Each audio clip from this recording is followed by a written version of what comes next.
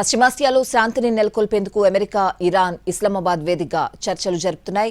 2 రౌండ్ల పాటు జరిపిన ఈ చర్చల్లో హర్మూజ్ తెరవడం, ఇతర ఇరాన్ అణ్వాయుధ కార్యక్రమం, లెబనాన్పై దాడులు, ఇరాన్ ఆస్తులపై ఆంక్షలను సడలించడంపై తదితర అంశాలపై చర్చలు కొనసాగుతున్నాయి.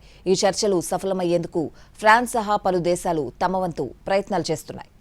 అమెరికా, ఇరాన్ మధ్య ఇస్లామాబాద్ వేదికగా శాంతి చర్చలు కొనసాగుతున్నాయి. 2 వారాల పాటు కుదిరిన కాల్పుల విరమణ ఒప్పందంలో భాగంగా ఇరుపక్షాల మధ్య అత్యున్నత స్థాయి ముఖాముఖి చర్చలు జరుగుతున్నాయి. అమెరికా తరఫున ఉపాధ్యక్షుడు జేడీ వాన్స్తో పాటు ప్రత్యేక దూత విట్కాఫ్, జేడ్ కుష్నర్ చర్చలకు హాజరయ్యారు.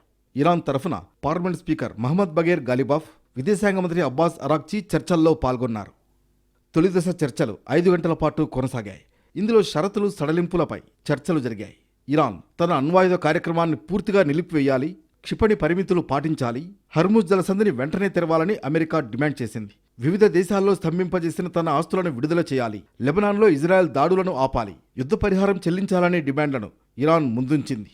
తొలిదశ చర్చల అనంతరం ఇరుపక్షాలు చర్చలో ఉన్న కీలక అంశాలపై లిఖితపూర్వక పత్రాలను పరస్పరం మార్చుకున్నాయి.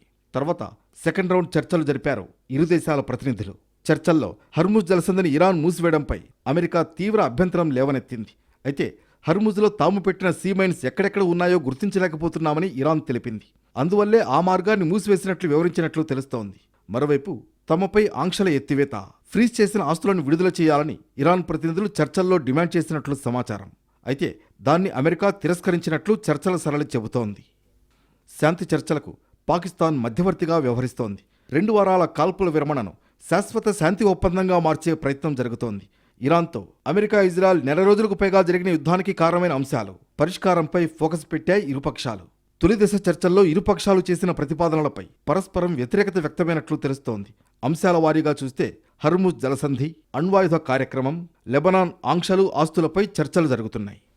ఓవైపు శాంతి చర్చలు జరుగుతుండగానే ఇజ్రాయెల్, లెబనాన్ మధ్య దాడులు, ప్రతిదాడులు జరుగుతున్నాయి. ముఖ్యంగా లెబనాన్లోని హెజ్బొల్లా స్థావరాలపై ఇజ్రాయెల్ దాడులు చేసింది. ప్రతిగా హెజ్బొల్లా సైతం ఇజ్రాయెల్ పట్టణాలపై క్షిపణులను ప్రయోగిస్తోంది.